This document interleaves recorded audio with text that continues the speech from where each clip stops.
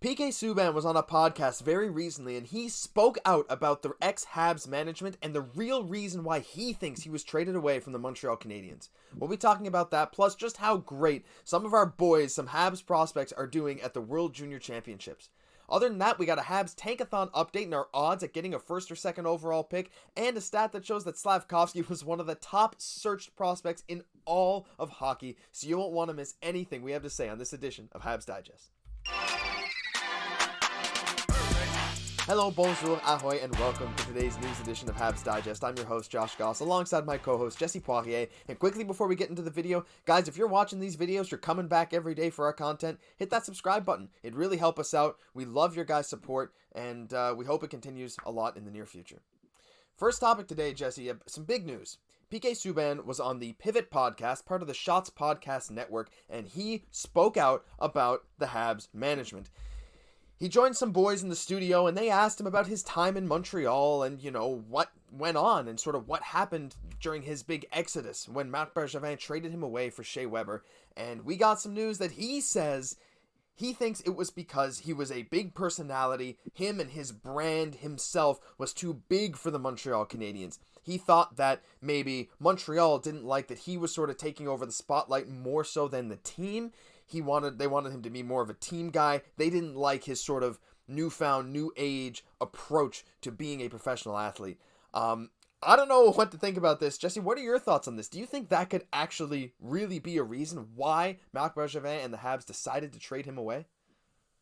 It could be because he's off base right off the bat from thinking that he could ever be bigger than the Montreal Canadiens. He was never, he did have an ego problem the whole time. And that's why, as well, we all love seeing his big clappers from the point and everything else, but he also took a lot of real bonehead penalties and did a lot of selfish plays. I always remember being a fan, watching the games, and it was a pretty competitive team at that time, but it seemed like for every great play that he would make, he would also make a bad turnover or a bad play or a bad penalty to kind of go along with it. So that's what I kind of remember the most. I believe that there was probably a couple different factors for it. I think one of them absolutely was personality. I definitely agree that maybe a little bit more of the old school approach, but I think also they were just very much interested in Shea Weber, as I think many of us were. I mean, I was happy with the trade at the time. It'd be a great video, I think, Josh, sometime for us to maybe even just look back at that trade just through the year and how that really panned out. I think for both teams, there was definitely some benefits. Nashville went on some really great playoff runs as well, which PK Subban was a big part of. He was an electric player. He was amazing to watch, but I do believe that there were some ego issues for sure that maybe stopped what could have been an even better relationship with the Montreal Canadiens. Interesting. Yeah, I mean, some negatives come in there. I get it. However, I was one of the biggest PK fans on earth. I mean, him and Andrei Markov were my boys. They were my favorite players when he was here in Montreal. I've loved the guy. I know maybe he had some ego issues. He had some conflict with some teammates, but even those teammates now are speaking positively about him. I still love PK Subban. Always have. I was so angry when that trade happened. In hindsight, maybe looks like a good trade. Now, I think it definitely looks like a good trade, but I'm still a little heartbroken looking back at it. I love PK, and it makes me upset to think that this is the reason he was traded. Clearly, he had some reason to say these comments. Clearly, management, upper management, maybe even coaching, whoever, was telling him, like, hey, this needs to be toned down. Like, we are the Montreal Canadiens. You can't push your PK brand when we're trying to sell our stuff, We don't want to sell PK. We want to sell Montreal, so it would really suck if that happened. But like he said in the interview, if you guys want to go watch it, I'll link it in the description. He said that, like, Montreal was still operating almost like it was the 1970s in a way, in that it was a team. It was the Montreal Canadiens. He said, look at the superstars they've had in the past that they traded out when their egos themselves or just personalities got too big. Look at Patrick Waugh. Look at Chris Chelios. These stars got shipped out and maybe cost us some extra rings. And so I saw a comment, and I think I kind of agree, like, imagine if PK Subban came in today with the new Habs management, with Kent Hughes, Jeff Gorton, Martin St. Louis coaching style, a team that allows him to be himself, this new age type of athlete, right? This modern guy, more like an NBA star personality than an NHL star that traditionally has had to be a little boring, right? So I would love to see that. and I'm a little sad for PK that he thinks this is what went down. Again, we don't know the whole story. There are lots of angles on this story, but what do you think? Do you think PK, if we saw him in today's Montreal Canadiens with the new analytics department, new development team that is not revolutionary, but it is for us, do you think he might have had a better career? Yeah, and the whole league, the whole NHL is like trending in this sort of direction. We're being a lot more open to players, their personalities, and I think it's in the best influence of the player and of the league, right? Like, the NHL should be taking many cues from the NBA, from the NFL, so on and so forth. So, yeah, it's a shame to see it didn't work out at the time, but it's nice to see that we're kind of letting players kind of express their personalities in different ways, within a respectable framework, of course. But I think having a little bit of that expression is definitely important as well. It is, and I'm glad we're going to be honoring him come January. It'll be fun to see him back. He still has heart in Montreal. A lot of fans still have heart with him, so it'll be nice. Moving off of PK Subban, we got a big World Juniors prospect update. Some Habs prospects have been going nuts at the World Juniors, and we got to show you guys. So the first thing we want to show, here's a list of the top point getters in the tournament so far. So, first place, Connor Bedard, the guy we're all waiting for. I mean, he has been ridiculous. And if you look here, he's the only 17-year-old. He's 17 and a half. Everyone else is 18 and 19. And anyway, don't need to talk about him. We're here to talk about Joshua Waugh, number 1, tied for third in the tournament in scoring with 5 points in 3 games. 2 goals, 3 assists, has played a bit with Connor Bedard, has played on that top line for a bit, has looked phenomenal for Team Canada so far. And if you get to the bottom here, this is not a comprehensive list, this is just the top 20-ish players. Philip Méchard has 2 goals, 1 assist, is a point per game for Slovakia as an 18-year-old in this tournament. And not only these guys, Oliver Kapanen has a goal, 1 assist. Adam Engstrom, defenseman for Sweden, is point per game with a goal, 2 assists. Vinzenz Rohrer is the only player that doesn't have a goal yet as a Montreal prospect. Jesse, I'm super encouraged with what I'm seeing. Like, I was hoping Montreal prospects would make some noise, get a few points, kind of get their name out there, but this has blown me out of the water. Yeah, absolutely. We're helping to carry our respective teams like Roz, becoming a huge, contributor on Team Canada, just as we kind of called. We saw, we were very much expecting for him to kind of move up and up the lines and everything like that. So just seeing him playing the way that he is so great. And one of the big knocks that people are making on Joshua Waugh, our young prospect, is they're saying, oh, he's kind of soft. He's kind of like a Drouin type. Mm-hmm. And I'm here to say that he's absolutely not. If you're watching these games, this is the type of guy that wins puck battles. He's competitive. He's fighting, for the puck, and very much like Philip Méchard, we're getting points, but like even we could have got more, because we're really getting our chances. So really excited to see this all the way around. As you mentioned, Adam Engstrom playing great, as well, Kapanen. So it's going to be really interesting to see how these prospects, because we already have so many that are great as well, how this is all going to kind of unfold in the future and how our team's going to end up looking in a couple years. It's super exciting. I mean, obviously not every prospect that has a good World Juniors is going to pan out to be a great NHLer. We've seen plenty of guys go off in the tournament. We're not going to get our hopes too high, but we can be encouraged. What we're seeing is great news. We'd be worried if these guys weren't doing what we expected, but they're doing what we wanted and more, which is always great as a fan of a team. And you guys should be excited too. Again, if you're not watching these games, if you're going to watch any game in the World Juniors, just watch for Connor Bedard.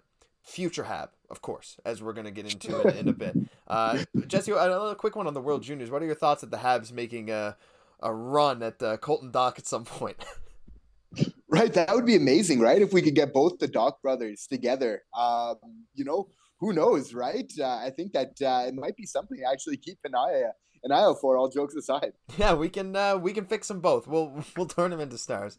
But quickly as we move off this, we kind of talked a bit about Bedard, but we got a bit of a Canadiens Tankathon update. So if you guys have not been following, Tankathon's a great website to see where teams land at their odds for the first overall pick, things like that. And some people, as we know recently, have been talking about the Habs going all in on tank mode. I'm sorry, I put this in the video yesterday. I do not support tanks. Yeah, well, yesterday I put in a massive jump scare because I forgot to turn the volume down on that video, so I'm sorry for any eardrums I shattered.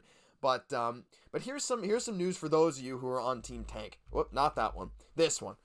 So here's the 2023 NHL Draft Lottery odds. You can see Montreal has a 6.5% chance at the first overall pick, 6.9% chance at the second, and then other than that, it'd be 7th, 8th, and 9th based on their standings right now. Because every team in the lottery has a chance at the first and second pick.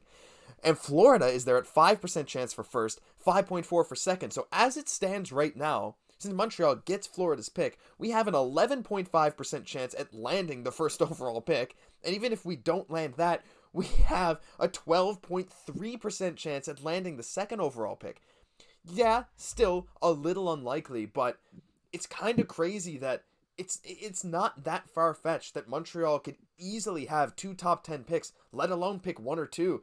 I mean, Jesse, I think we all assume it'd be Connor Bedard number 1, but, like, who do you think you'd take number 2? Is it Adam Fantilli? And, like, is this even, like, a possibility in your head that, like, I can't even process that Montreal could potentially get 2 top 10, let alone maybe top 5 picks because of trading Ben Sherratt. Right. Yeah, no, this trade is aging like fine wine. I'm definitely keeping an eye peeled on how the Florida Panthers are doing this year, for sure. But yeah, no, if we couldn't get Connor Bedard, which would be super sweet with Joshua Roy, as we've seen, they're playing together great in this tournament. I think Adam Fantilli would be a great consolation prize. I mean, he's looked great. I mean, he snapped home a really nice goal in Team Canada's last outing. Tons of skill there as well. So yeah, I mean, this year, if we're going to have 2 picks inside the top 10, it'd be amazing. Who knows how the rest of this year is going to go, but I think either way, it's going to be all right for the Habs. Yeah, I think so too. I mean, even if Montreal does continue to slip in the standings, as much as we want them to win, we'll get a nice pick. And I do realistically think Florida will bounce back a bit. They have too good a team to struggle. Barkov is back now. I don't think that they'll land in like they are right now. What do they have them at? 9th overall pick, highest odds? Yeah, no, I don't think they're going to end the season there. But we can hope. And we're almost halfway done the season, and they're struggling to put things together. So all in all, we could be in for a fun draft night this season. Final topic today, really quick hitter at the end. Little Juraj Slafkovsky news. Jesse, you sent me this. Juraj Slafkovsky is the second most searched prospect in the NHL this year. That's 2022. Yes, that encompasses the entire lead up to the draft, but also after the draft. And if you look here, Bedard is number 1. No surprise. This guy's projected to be like a future multi-time All-Star, potential Hart winner. He's getting some crazy hype. But Slav, number 2. Number 1 pick in the 2022 draft and currently playing for Montreal. Slav has been a major source of intrigue since he was a slight surprise at number 1 by an Original 6 franchise. And you see Shane right there at number 3. Not only do we have these guys, or Juraj Slafkovsky at second on Elite Prospects search board, that's specifically for Elite Prospects, Cole Caufield topped the list at number 1 most search on HockeyDB, with Nick Suzuki at 10. Jesse, clearly our fans are passionate. There's a fire surrounding Montreal hockey now after a bit of a down year last year. It's really exciting to see our guys topping all these lists for most searched players. Yeah, absolutely. And I think it's well-deserved. And I'm actually not surprised because Juraj Slafkovsky, there was such a buzz around him kind of leading up to the draft. Everybody was talking about Shane Wright, but once the tide kind of turned, everybody's like, okay, who's Juraj Slafkovsky though, right? And kind of finding out. And it's really continued. People are still super interested in what he's doing all the time. And for me, that's really telling because, many hockey fans know the game really well, as we see in the comment section all the time, here at Habs Digest, our fans, they know the game, right? So if they're looking at a player, if they're following him all the time, there's probably something to that player.